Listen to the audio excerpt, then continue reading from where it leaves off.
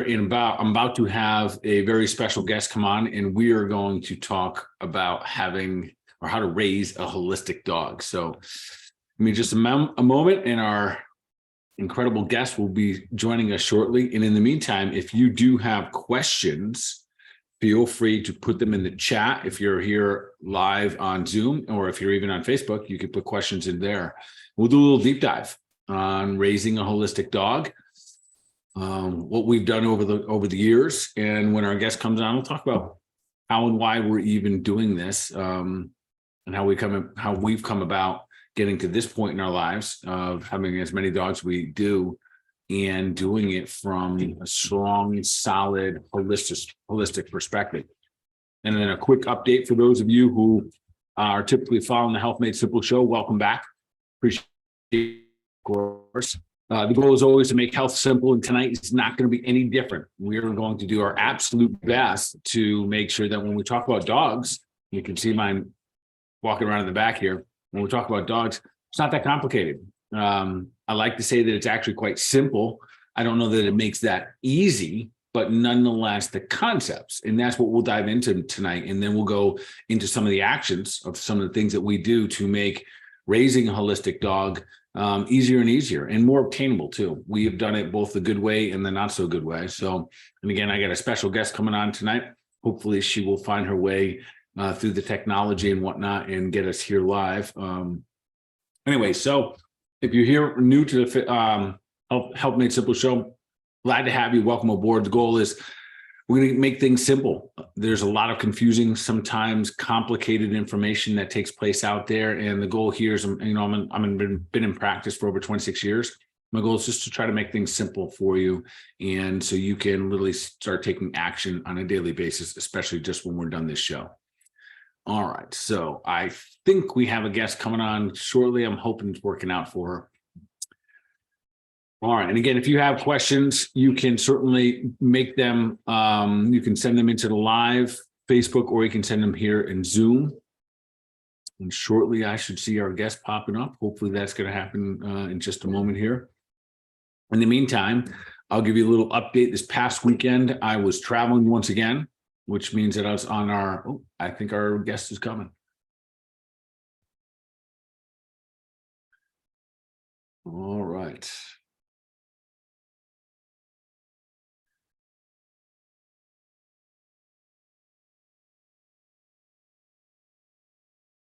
I believe she's about to be here. We're just waiting for her audio to kick in. Kel, can you hear us?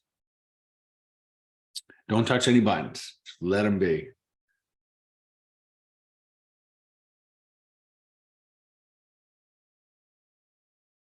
Kel, let me know if you can hear us yet. I don't know if she can hear us yet, so I'll just kind of keep rambling here. If you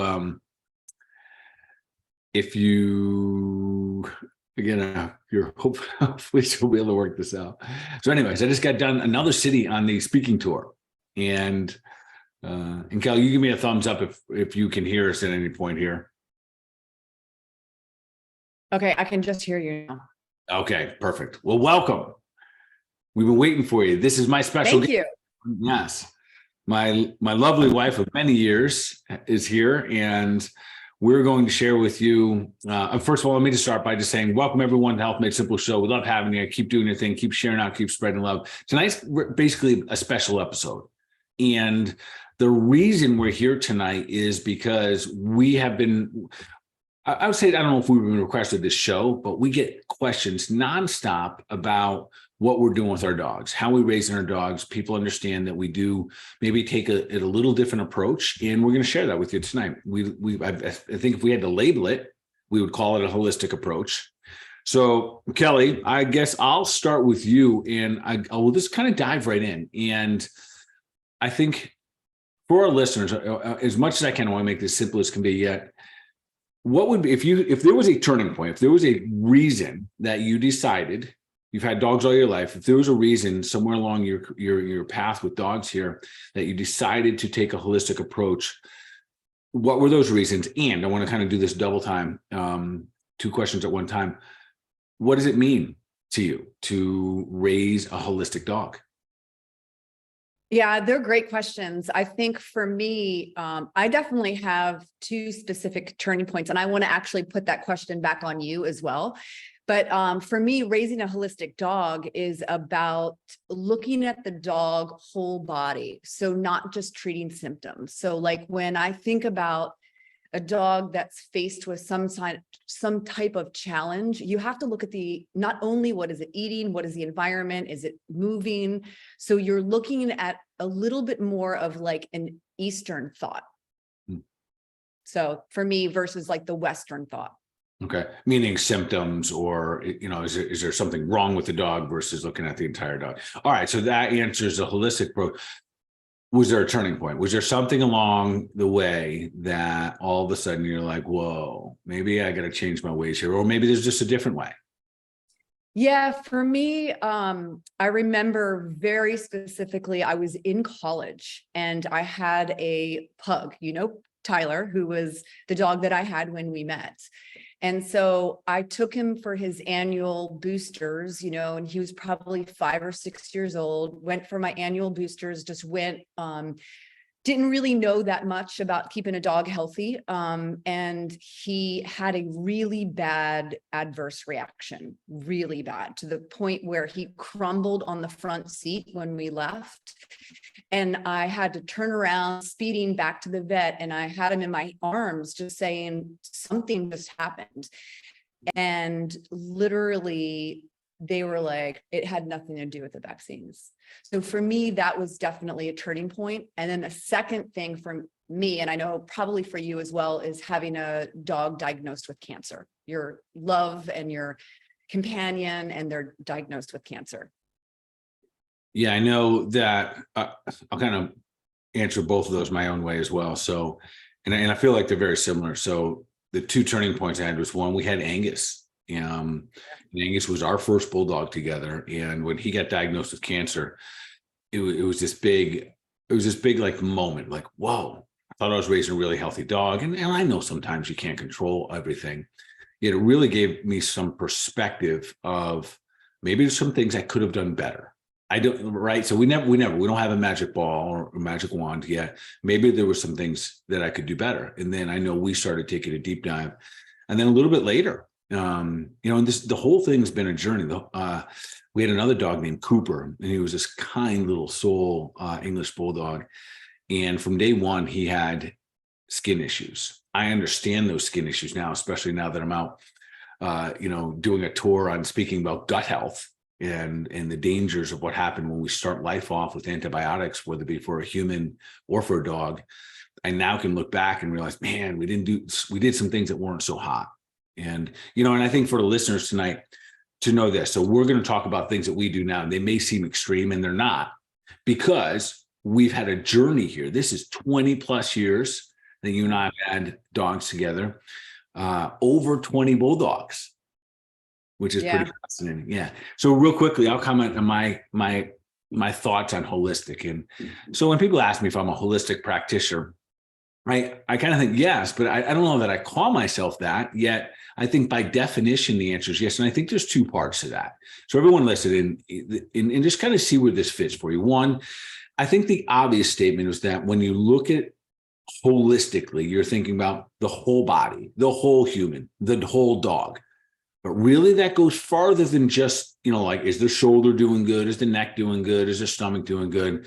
How is the well-being of that dog or that human? So we're in the holistic space. We always say that the sum, meaning all of these things together, the thoughts, the emotions, the body parts, the sum is greater than the parts. And what that means to us as practitioners and as humans is that when we have to start to go to specialists, right? So we give them this title of specialist, but we start to become almost anti-holistic. When we have to go to a shoulder specialist or a wrist specialist or a skin specialist or a heart specialist, and these are for dogs or for humans, we all of a sudden lose the value of the whole. But I also think the holistic approach has another important part, and that's the philosophy. So I think having a holistic approach also has a philosophy. And just to your point here is this. the philosophy, I think if you're taking a holistic approach, has to have a couple benchmarks. Do you see the body as being correct in its messaging? And now this sounds kind of weird. It's not a conversation that you're often having with your doctor or anything, but do you believe if you smash your thumb with a hammer that it should be in pain, right? And I think most people would say, yeah, of course I do. So we would, to some degree, believe that the body is very intelligent and that it never lies. The other philosophy would be that if you have a symptom, the primary goal is to remove that symptom as if the body was lying or it was making it up, and to get rid of it at any cost. And I think that'll be something easy for us to dive into tonight, because when I say it like that, no, I don't think anyone would say, no, I don't think the body's lying. I wouldn't tell the body to shut up, but often we do. And sometimes that's how we take the troubled paths. And I think we both agree that, and especially as our listeners are listening tonight, don't feel any guilt about anything that you're doing, especially if we start talking about food or drugs or anything like that, because we've done some things that are really, really good. And we've done some things that are not so good. Yeah, I definitely want our listeners to know that. I mean, we're just educating, and we've done so much research and we've had a lot of experience with dogs. So really tonight is like a lot of like health hacks too, for the consumer that, doesn't always want to run to the vet. So it's gonna be fun. Yeah. So why don't we do this? Why don't we just dive right in? I think there are a couple common questions that we get the most, and we'll just dive into those. And some of them will be about ailments. So, and we'll do our best to make sure we tackle definitely allergies, definitely skin. Wait, let's do this in theme of your like health made simple, as far as like how we eat, how we move, and how we think. Why don't we use that as an outline? All right, let's do it. So let's we move, eat, think. Let's start with the eat. No, I take the way. Let's just start with the move. Yeah, I think it'll be fun. Okay. Because this seems like a no-brainer for animals. Yet, I'd love to hear your input on this, but I think that most people overlook the movement part for an animal as a critical part of their health. Absolutely. I mean, obviously dogs are meant to be out, and dogs are meant to be walking, and dogs are meant to be active. And so we can think about the health component of a dog, that obviously movement is life, right? So if they're always on the couch or they're always inside or confined to a small area, that's not vitality. And then I think about the behavioral side of things, meaning that a tired dog is usually a well-behaved dog. So if you have behavioral issues going on, whether it's obsessive barking, or maybe dogs are, being destructive, things like that, I think it's really important that you need to exercise a dog. Definitely need to exercise a dog. There's been recent research out for humans right now that exercise is 1.5 times, 150% more effective. And this is for humans, but I think it'll parlay pretty well. 150 times more effective than therapies and drugs for both anxiety and depression. Oh yeah. And we have a lot of dogs. So we have a couple that do have a little bit of that anxiousness. And we know that when we exercise them, you can almost exercise out the anxiety. So much. Oh my gosh, you could say that 100 times. And on the conversely, you could almost stagnate in the anxiety. Yeah. Meaning, leave a dog home long enough, and we wonder why they start to scratch at the door or try to rip down the blinds, because they have anxiousness. So I'd love to hear you just kind of speak to about just the general nature of a dog, because I think it gets lost sometimes. I think that we too often, and because we've done this, we think, well, dogs got to go out. So we open up the back door and they go outside. Maybe they make it off the deck. Maybe they don't. Do you think that's enough to have a healthy, holistic dog? No, absolutely not. And like you said, I mean, we've done that. We have had dogs, and we, put the fence up in the front yard so the dogs can go out and just go potty. But the truth is, it's like dogs need to go out and explore. I mean, they are literally meant to like explore, and they love having jobs. They love to have jobs. So getting out and walking is so important. It's not fair for a dog to just be in a fence, fenced in yard for like their whole life. I mean, they love to go into the car, or they love to go to Home Depot or Lowe's. They love to do jobs. So I think it's really important that the dog gets to go out into the world and explore. Yeah, and I know from personal experience right now, and I'll divulge how many dogs we have. We have 9 dogs. Yeah.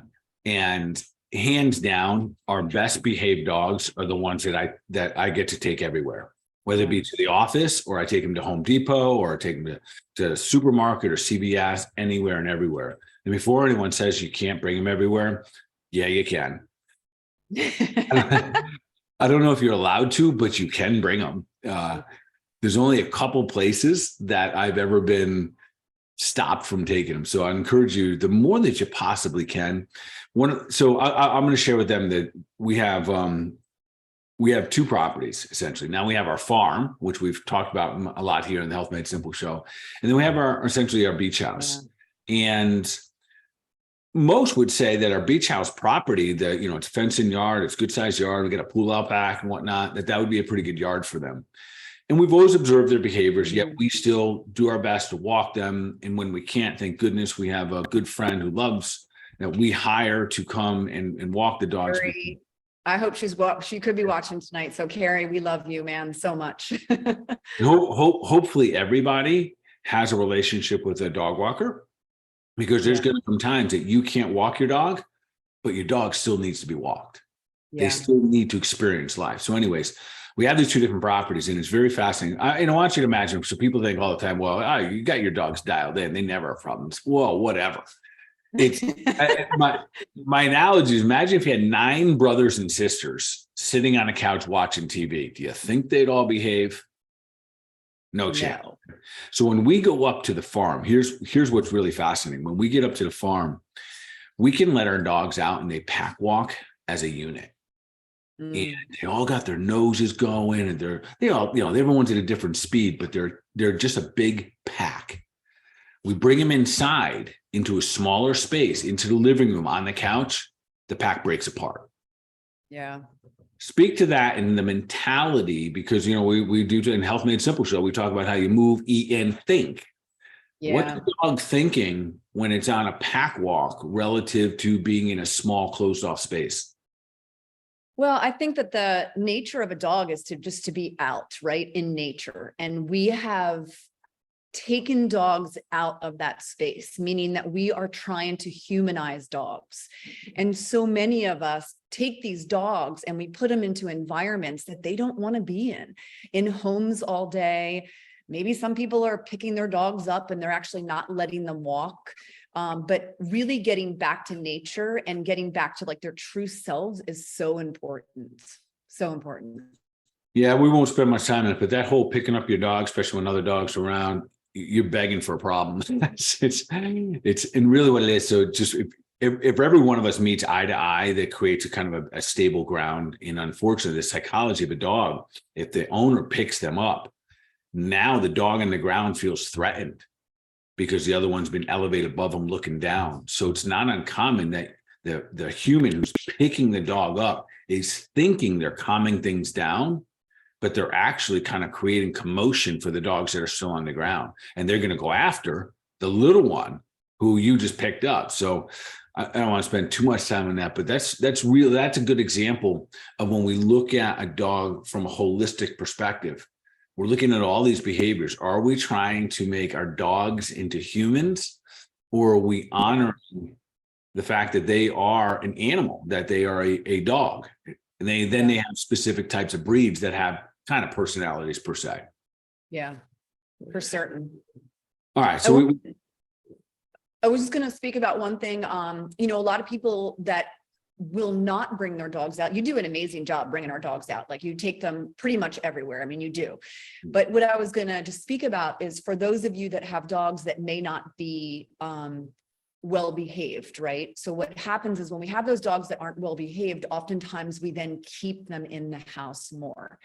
And so it makes us uncomfortable that our dogs aren't being well behaved. So we then limit their interaction outside, which I believe is really the opposite of what we should be doing. So if your dog is not really good, then you should take them out more, obviously on a leash, right?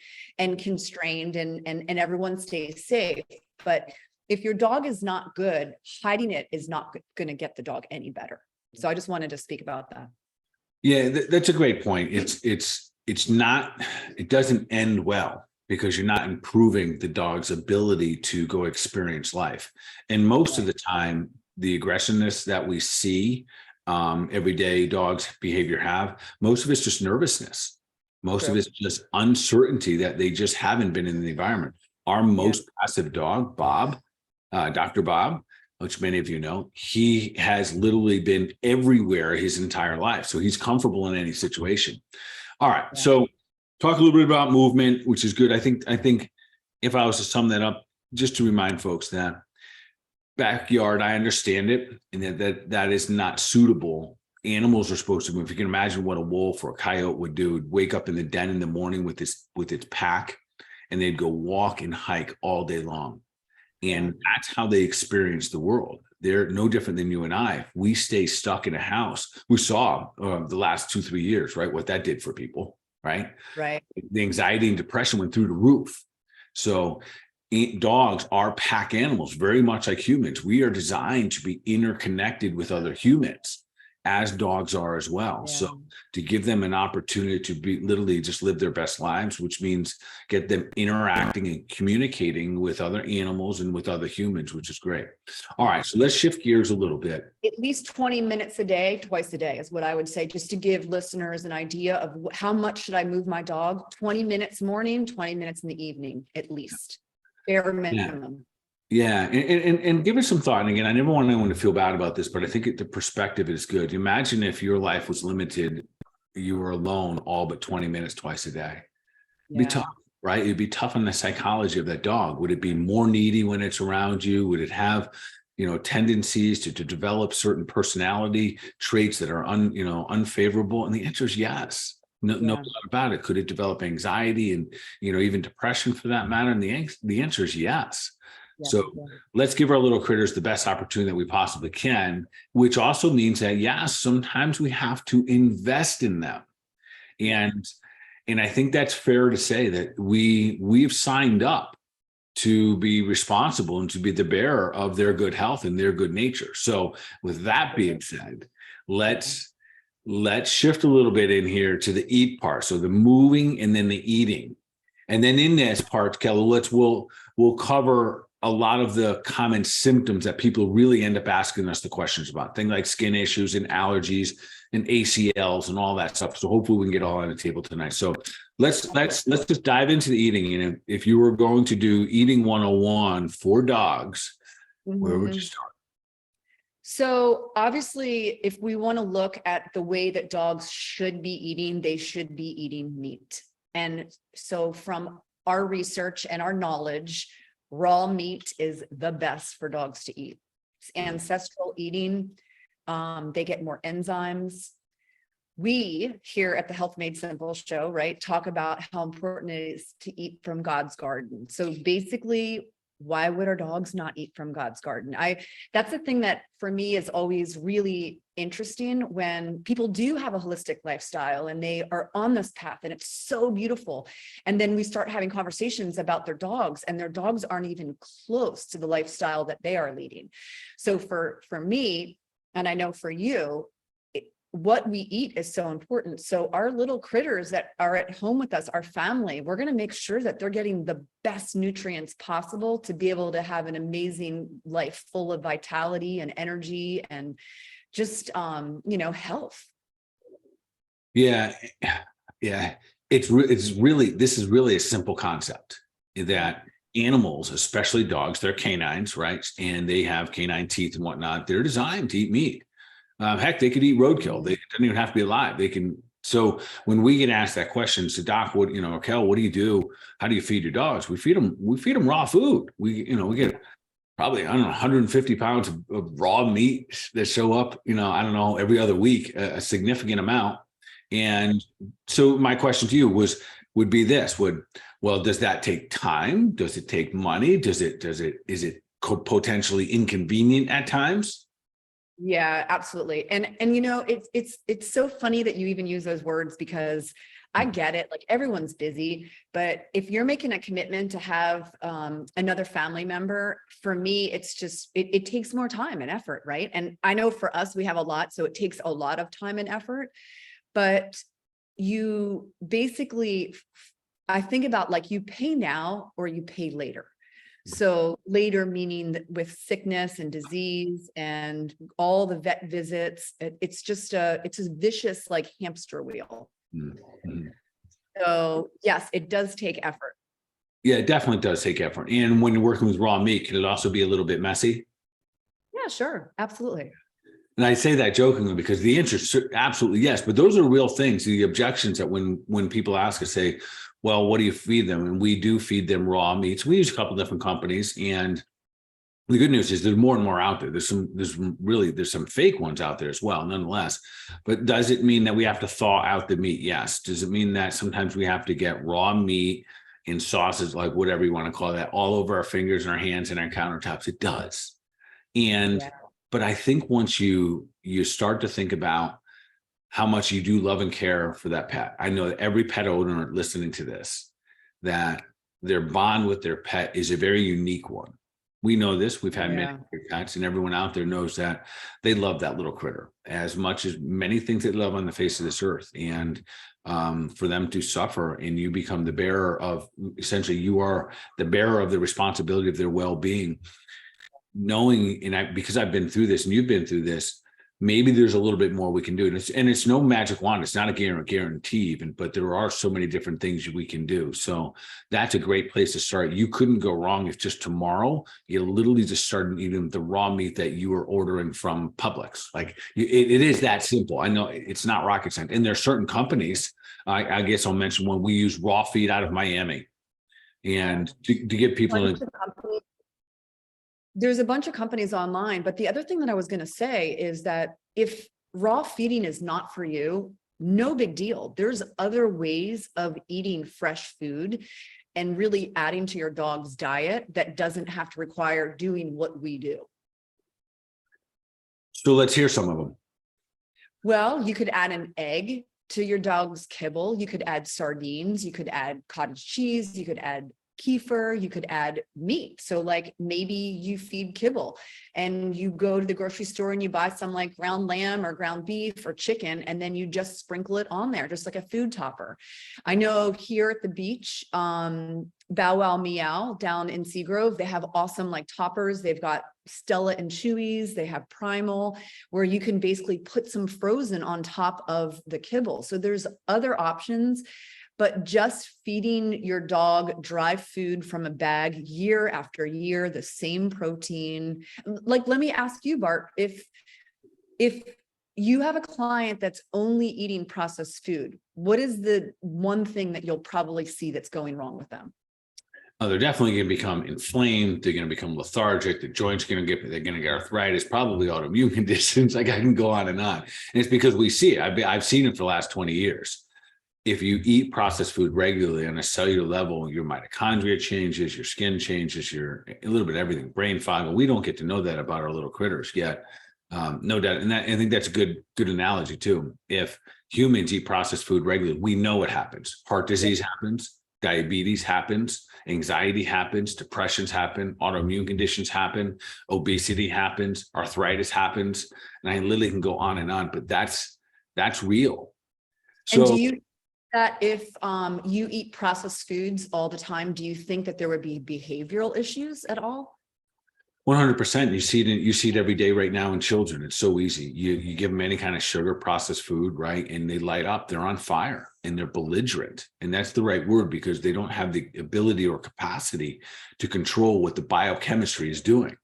And yet we think our dogs are supposed to behave well when we feed them foods that weren't supposed to be designed to go into their body, grains and sugars and processed food. The other thing, Cal, about the processed foods, unfortunately, when you process, let's just say you process and you're even processing meat, so you can make it more shelf stable. And so, it can't get bacteria on it. So it just makes it last longer, right?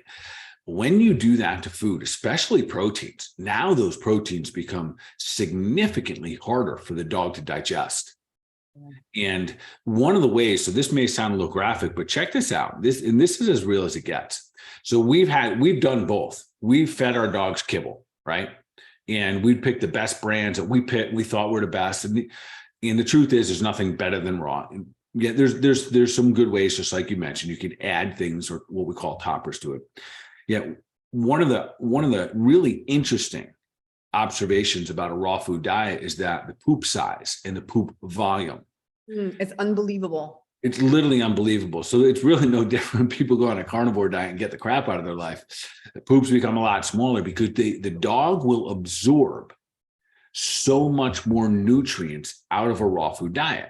So the byproduct left over is significantly smaller. So we have, a whole bunch of bulldogs. There's 9 bulldogs. Some of them are 50, 60 pounds. Their poops are tiny, absolutely tiny. And most of them poop one time a day. Yeah. Our friends that we, just all the dogs around, they say are pooping machines when they're on kibble, and they're massive poops that do not disintegrate in the rain. That's the other fascinating part, because they're not eating whole foods. And people, just step back for a moment. If you get a whole bunch of poops in your backyard and it rains out and they're still there, think, why couldn't it even get washed away? And it's because it's not even real food. That's like dumbing it down for me to be like, whoa, look at that. And now that our dogs, like, I pick our poop up, but truth is the rain will just wash it away. Yeah. Well, I think that what goes in the kibble, and again, kibbles aren't all the same, yet it's still processed food, but the ones that are really bad with the meat byproducts are just, some of them, it's not even food that's going in there. Unfortunately, it's just the industry is not really regulated the way it should be. Really not. And we won't go too deep into it, but some of the foods are made, oh man, they're made, I'm going to say this out loud. They're made from euthanized dogs, and they're made from sick and diseased cattle and other food and other products that were designed for humans, but they were sick and diseased. So they don't serve them to humans, and then they make them into dog food. Again, and if everyone has questions here, feel free to put it in the chat or to send it on live on Facebook, and we'll best we can answer it. Kel, we do have a question here. Raw eggs or boiled eggs? You can do either. Believe it or not, the research shows that if you actually boil an egg, the nutrition is better than raw. But for me, I don't take the time to boil. I crack it open just in the in our raw meat. But yeah, you can boil it. It activates the whites. I'm not sure what it is, but it activates the whites a little bit more of the egg, and it's a little bit more nutritious. Yeah, I think just for the ease sake, when I'm feeding them, it's definitely raw. Crack and run. All right, so let's chat a little bit about some probably the more common questions we get. We get the food question, but we also get the ailment question. Specifically, we'll go. Let's talk about skin conditions first. So the audience doesn't know, we rescue dogs on occasion. I should say my wife rescues dogs, and then I'm told at some point that we're going to have a new critter in the house. And I will say that usually our rescues are going to be euthanized. So they're the last ditch effort. They've been on, all of the meds. They're so sick, and their owners are just, they can't do it anymore. Mm-hmm. And so someone reaches out to me, or someone Facebooks me, because they know what we do, and that's how they end up in our lives. Yeah, that is by no means a request for you guys to send us your dogs. The house is full, I promise you. So anyways, yes, it is full. And that's part of the reason why we want to share this, because this is through experience and doing it right and not doing it as right as we could have. Right. So let's talk. So we'll talk too, because they're both skin issues. One was going to be euthanized. I think their sibling was already euthanized. The little Frenchie that we got, right? The first one. Yeah. And when we got her, she was, to say that you could tell that she was in a very painful mess. Her entire body was red. Yeah. If a dog could cry, she was crying. And so, a lot of people out there understand this. Sometimes when you see these issues, it's heartbreaking to see. And the owners just didn't know any other things that we were talking about. So they were using some pretty hardcore drugs. I forget which ones, but I think it was Apoquel. Is that right? Am I saying that right?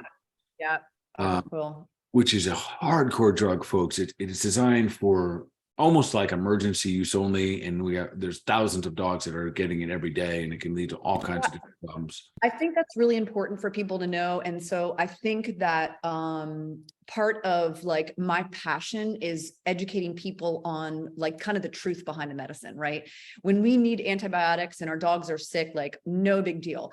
But the truth is, the amount of antibiotics and steroids that are being administered to these dogs is it's unbelievable. And so Apoquel specifically is a drug that was supposed to be used for just a couple days, and people are on it for years. And I have to give a shout out, Dr. Barr, who was our vet for 20 plus years, who recently just passed away. I'm like super grateful to him for him, because our relationship was so beautiful. He wasn't a holistic vet, but he listened to us and he respected us. And I remember having a really hard time with one of our dogs. And we were doing everything. We were like feeding the food, and we were like I was getting frustrated, and I was like, Doc, what do you think? I'm like, should I just do a round with him? I think it was maybe even Daryl. And he looked at me in the eyes and he said, Kelly, you would never put your dog on that drug. And I was like, I'm so grateful for you.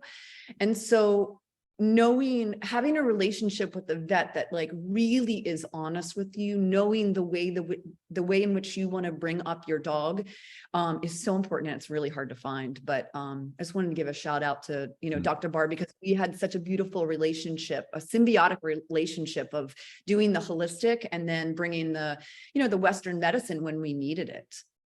Yeah. And thanks for bringing up. Yeah, absolutely. We had a relationship with our vet, and I think this is lost oftentimes, that with any healthcare practice, you're supposed to have a relationship with them. It doesn't mean that all your philosophies have to be similar. Maybe just the philosophy of respect for other humans is the relationship, that the common ground. And we had that with Doc. And literally, I was in the back room with Doc every Saturday, and I sat in with surgeries with him, and we had different perspectives on how we would get to the same end goal.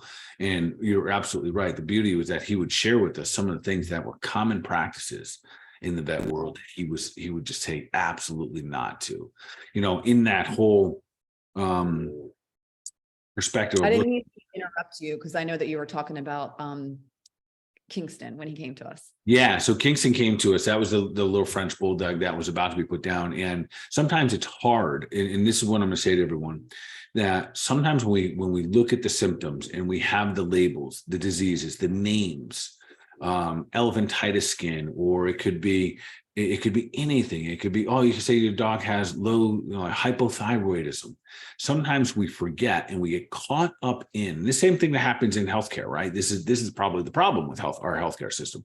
We're treating the label, not the dog. And with Kingston, and then my approach is always this, and this is how I always get you and others back on board when we're doing it. I say, all right, let's just look at the body, systems, organs, and glands. Which one is talking to us? Which one is out of balance? How do we help the entire dog get back into balance? So we looked at the skin as an organ. It's the largest eliminated organ of the body. So everyone out there, please listen closely. I don't care if you have psoriasis or eczema or acne, or your dog is constantly itching through the skin. The skin is the largest eliminated organ of the body. If it's itching, it's having a histamine response, and it's trying to drive things out. It even could be a cytokine storm, and it's trying to drive things out. Unfortunately, the most common practice for itchy skin is a steroid. That's been the most common practice. And I want to make a comment on that, because we talk about this in Health Made Simple. And listen, it's not an anti-medication or drug show, but understanding what we're doing might give perspective on the next action to take. So listen, whether you take a steroid or your dog takes a steroid shuts down your immune response. It literally suspends it. It suppresses your immune system. Now, follow me. because once you suppress the immune system, now you can't have an immune response, which means that you can't have symptoms. And this is where it gets weird. So you take the steroid shot, and because you suppress the immune system, all of a sudden maybe your stuffiness in your head has gone away. Maybe the hives that were on your skin go away for a moment. So you think, oh, no symptom, no problem. But that's the farthest thing from the truth. In fact, now what's done, you've shut off and suppressed the immune system, which was fighting dearly to help you, not to harm you, but to help you. And when all of a sudden we shut it down, it always comes back with a vengeance. And so what would happen if you're going to get a steroid shot? Like, what would you see happen? Secondary infections? Like, what, as a practitioner, like, what do you see when people are bombarded by that type of treatment? Well, it depends on how we do it. Let's just say you're getting a steroid shot for a joint. Then we usually see an increase or speeding up of like arthritic changes and challenges and damage to the tissue in the skin in the area, especially like muscles and tendons. If someone has an inflammatory response like tendonitis in the shoulder and the hip, they get a steroid shot, it downregulates the inflammation. So there's what's called mast cells in all the connective tissue in the body. And there's certain areas that when it's exposed to the external environment, we recognize it more often. The eyes, the nose, the mouth, etc. And we can go there in just a moment. But when you suppress it with a steroid, now for a moment, you're thinking, I'm good, right? Yeah. Let's say you got it in your shoulder, you had some tendonitis in your shoulder, and now you go right back to tennis, you go right back to swinging a racket, and now you do more damage. That's fundamentally what happens. And then it goes down the road, and this is the end. I've seen this for 26 years, Cal. And then it goes like this. And it goes, well, we can only do 2 of these steroid shots a year. That should already draw a red flag. Totally. The fact that the people who give it say you can only get 2 of these a year. You can imagine if I was to recommend a supplement that I said, hey, Cal, you can only take 2 of these this year, because any more would be significantly damaging to the human body. But no, we get steroid shots nonstop, left and right. And because it shuts down, it suppresses the immune system. That's problematic. If you're doing it when you're having an immune response, whatever's triggering that immune response, we got to say, what is it? Could it be the food allergies? Could it be parasites? Could it be bacteria? And the answer is all the above. Now that spreads. So it could be candida, it could be yeast, it could be parasites, it could be bacteria, it could be viruses, but they have no nothing coming after them anymore. And that's problematic. Yeah. So let me go back to the mast cells. That's a kind of a more technical word. No one really knows what that is. So for humans, we have what's called mast cells, and really in all our connective tissue. So when you have something like a hive, that's your mast cells responding. And that's what those are hives and they swell up. That's part of how your body responds to allergies. Mm-hmm. Dogs work a little bit different. So most of the time what we see in the dogs is that instead of so much like runny noses, so humans, like the most common one might be sinus, like sinusitis. That's a mast cell response. These histamine cells are getting all congested and clogged up into the sinus glands and whatnot. And they're very irritable, makes us very itchy. So we have itchy eyes and itchy nose. Our animals, they have mast cells, and certainly all of the orifices are exposed, but we won't see as many issues like we do with humans with their eyes and nose. We're going to see predominantly with their ears and their paws. And this is the majority of that is going to be driven by what they're eating daily. Yeah. Yeah, I think there's another conversation that we should have that sometimes an eye opener, in which I'll share my first experience with skin issues and taking walks. But Kel, why don't you comment a little bit about what seems to be an awesome thing to do? You know, we live down here at the beautiful beach, and there's this beautiful green grass everywhere. And then all of a sudden you bring your dog out and you're running on the grass and you're like playing Frisbee, you're doing a great thing. Doc said, go out and play Frisbee with my dog, and we're bonding, we're connecting, he's exercising, but it triggers him. What about that? Yeah, I think that, oh man, our dogs are getting bombarded by chemicals. So, I mean, obviously the grass, a dog could have a grass allergy or that bothers them, but I think that the big thing to really be concerned about is how many chemicals our dogs are being bombarded by. And when I say chemicals, I'm talking about pesticides on the lawns. I'm talking about flea and tick. I'm talking about the cleaning supplies that we use in our house, the fabric detergent, all of the things that are endocrine disruptors for us certainly are for our dogs, and our dogs are down low. So like they're down low on the floor, closer to the cleaning supply or the cleaning chemicals. So I think it's really important that we're mindful of that. And that's when we look at really the whole picture of the dog, right? So if the dog has some sort of allergy or reaction, we have to say, what did we do with our dog? Instead of just going right away and getting an antibiotic or a steroid shot, maybe you were on the grass with your dog. Maybe you just had carpets cleaned. Maybe you actually just administered flea and tick medicine. So all of those things you have to look at lifestyle for your dog when something is kind of not right. Is that what you're talking about? Yeah, 100%. I remember when we, little neighborhood down the road that we used to live in, and our dog Cooper, who had the biggest skin issues, we'd get him outside, get him some fresh air, just get him in nature, right? And then we'd go to this big lawn space, and he would love it. He'd just be outside with the other dogs and all the other kids, and he literally enjoyed it.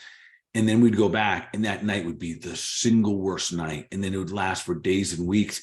And back in that time, yeah, even though we had a holistic vet, every now and then we would then still suppress it because we didn't know what else we were doing. And we would suppress it with a steroid. And hindsight is, perfect, right? It's 2020. Yet looking back, we were making things worse. We were, because we weren't looking at the true holistic version here, and we hadn't dialed in his diet at 100%. No, we're dabbling with raw at the end, but I think that Cooper, that beautiful dog, he lived a very difficult life. But the one thing that's so beautiful is that because of that experience that we have touched so many dogs because we learned so much from him. Yeah. So of course his life wasn't as amazing as some, but it allowed us to really educate and save some dogs. Yeah. So let's give some strategies. So that would be the allergies too, for the people out there that are just kind of thinking that my dog is itching their foot a little bit or a lot of it, and they're scratching all the time. Again, there's the subtleties. If they're if they're going after their ears and their paws, most likely they do have a histamine response or even a cytokine response, which is kind of funny because not funny, but they're the same damn things we were talking about for the last 2 years. Everyone's like, no, well, that really doesn't happen. No, yeah, it does. That's called your innate immunity. And that's your immune system trying to defend itself. And when we see our dogs doing that, give me one quick second here. We can identify a little bit by where they're doing it. If they're scratching at their back end, it's usually fleas. If you can't find any fleas, this flea probably jumped off, but it bit them and then it jumped off. If it's, they could have like an allergic reaction. Oh, 100%. We have a dog that responds, he gets all welted up when he has just one flea. So to be mindful of those things, but I also want to take a minute to dive into some of the remedies we use. Yeah, for sure. Because in this world that we're talking about, where the dogs are, I'm sure someone out there is listening like, oh my goodness, everywhere I go, it has this stuff. It has the runoff from the lawns onto the streets, and there's chemicals everywhere. Yeah. So let's talk about some of the favorites you use, and I'll chime in as well. Let's just start perfect with this detoxing the liver. What's the favorite one to just help the body clear itself out? So we use milk thistle.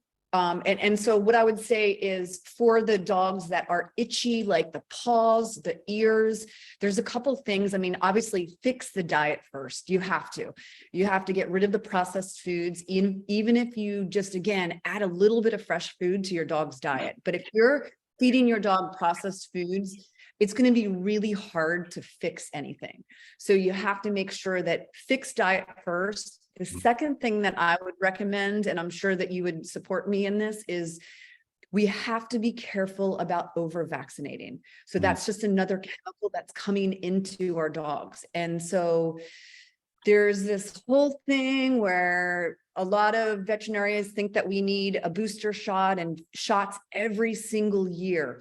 But the truth is, our core vaccines are amazing to actually allow the dogs to have immunity, and then recommend titers from there. So they do a blood test to see if the dogs actually have immunity to those diseases.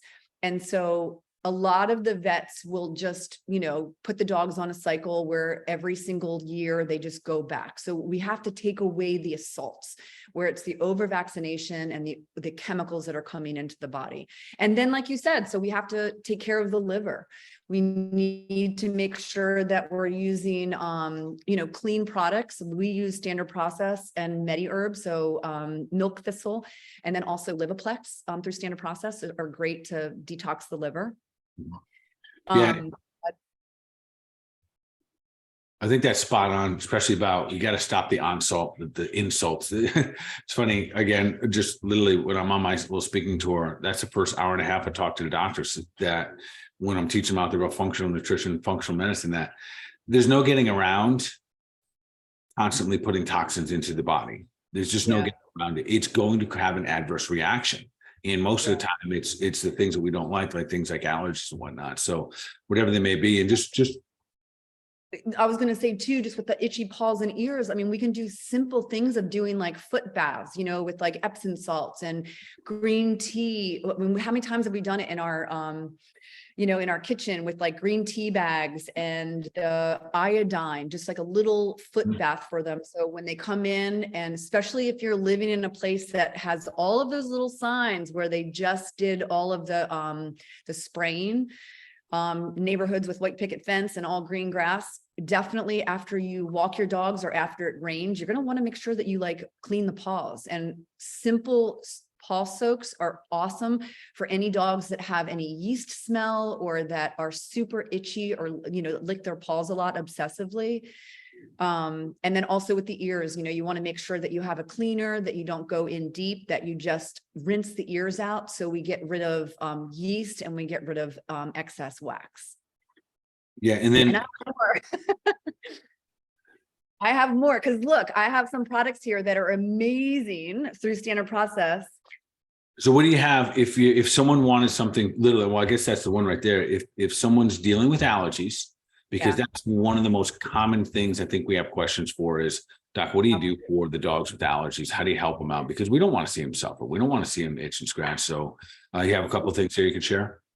Yeah. So this one right here is Allerplex, which is, Allerplex. Yeah, Allerplex. Yeah, we see it perfect. Yep. Oh, okay, gotcha. So this one's great when the dog is actually having a reaction, and then this will help with that. The other thing is the immune system, boosting the immune system when they are in that state of just constant like stressed and uncomfortable. And so you can go with the canine immune system or the canine immune support. And then also, which we love, absolutely love, echinacea, which is amazing for really any dog. Full spectrum, like build the immune system.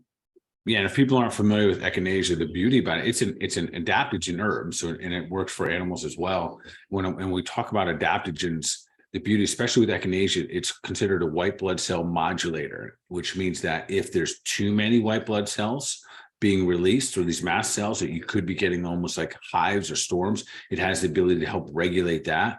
Or if you're not getting enough white blood cells, not getting enough of an immune response, it has the ability to elevate it up. And that's actually a good one, Kel, that animals and humans can take daily to be preparing the immune system to respond properly here. So, I'll kind of summarize what you just said there just a little bit here.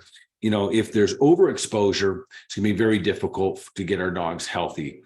If you are vaccinating your dogs, the scheduling, I would say this, do some of your own research. You can also ask your vet for titers. And Kel just mentioned these titers. Basically, after your dog's been vaccinated once, there's a good chance that it still has the antibodies defending it against whatever you was vaccinated for. So down the road, instead of just getting another vaccine, you can get a test called a titer. And that titer will then tell you, does your dog still have antibodies? If it does, there's zero reason, not some, not kind of, not a little bit. There's zero reason. Here's the challenge. Some vets don't want to run those titers. And it's fascinating because you want them to be on your side. And listen, the good news is there's a lot of good vets out there, a lot of good vets that can respect your voice and your choice. And so be okay with being an advocate. And this is a message I want to make sure everyone hears closely. You are the first and last defense line for your animal. You have to stand tall, and maybe more so than you would for yourself, because you are the defense line. You need to be the voice and the choice that is going to move them in the right direction. So I want a couple other things. Let's just say they're doing better with their diet, right? No different than a human. They're starting to add some eggs, getting a little bit better kibble. Maybe every now and then they get them some raw meat as they can. Are there any, what's your favorite, like whole body? Is there a multivitamin for a dog? Is there, what would you use there? Yeah, so Standard Process has that vet line, and there's a whole body support, but also Catalin. So for our listeners that are taking just the multivitamin Catalin, just throw one Catalin in your dog's bowl every morning.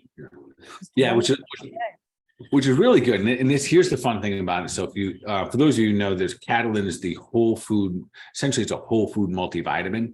Really, it's a whole food product is really what it is. And when you look at the ingredients, you're like, oh, one of the first ingredients is like bovine liver.